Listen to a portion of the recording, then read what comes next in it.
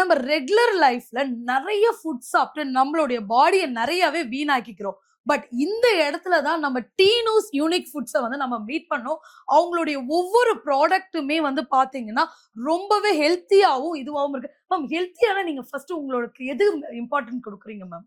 Ma'am actually பார்த்தீங்கன்னா நம்ம வந்து கிட்ஸுக்கு வந்து ஜென்ரலாக வந்து நம்ம வெளியிலேருந்து ப்ராடக்ட்ஸ் வாங்கி ஹெல்த் ட்ரிக்ஸ் நிறைய கொடுத்துட்ருக்கோம். ஸோ நான் ஃபர்ஸ்ட் ஸ்டார்ட் பண்ணது பார்த்தீங்கன்னா என் கிட்டுக்காக தான் ஸ்டார்ட் பண்ணது.